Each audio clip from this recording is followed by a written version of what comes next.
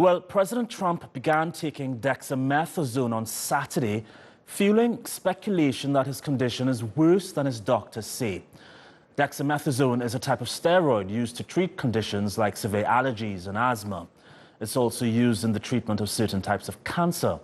The drug is consumed in tablet form or as a solution and helps to reduce inflammation. More recently, dexamethasone has been used to treat patients with severe cases of COVID-19.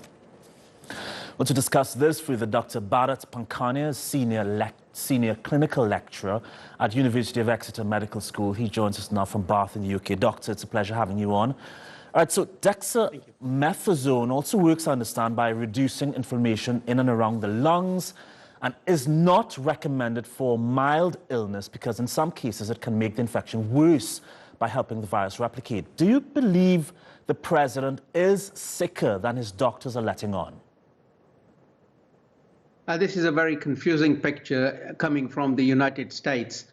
On the one hand, the president is hospitalized, and then on the other hand, he has a motorcade. Unusual, I would say almost irresponsible, and I feel it's very difficult to tell what his condition is like as a result.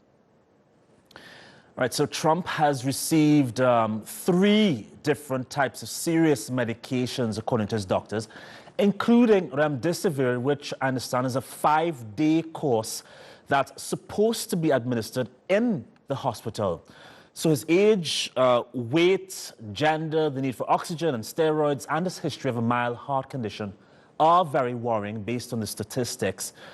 Doctor, should the president really be released from hospital?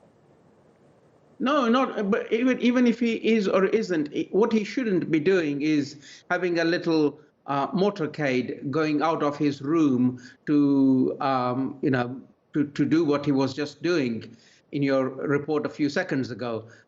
It's a bit irresponsible because either you are ill and you follow the directives from the clinicians treating you, or you're well, in which case you leave the hospital and you do as you wish.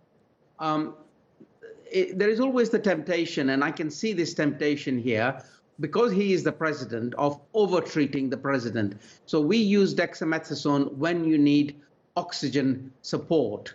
And remdesivir hasn't been absolutely conclusively, without any doubt, been proven to save lives. What we do know about remdesivir is it may just enable you to recover faster, but we have no data that it actually saves lives. And furthermore, the other use of what we call monoclonal antibodies, again, it is not fully tried, trusted, and evidence-based as yet. So we can see there's a lot of polypharmacy going on if that is the case.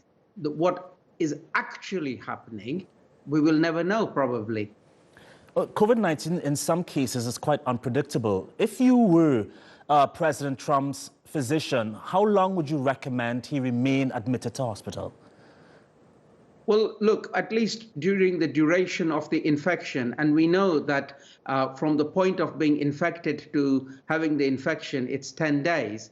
Now, either he doesn't need hospitalization, which is fine, and if he needs hospitalization, which is what you would do because he happens to be the president, I'd want to keep him there at least for 10 days to make sure all is well. On the other hand, there is the conundrum of you want to stay away from hospitals if at all possible, because you don't want to pick up something else that may also be around in a hospital environment, or a full-blown extra dose of infection because of cross-contamination in a hospital setting.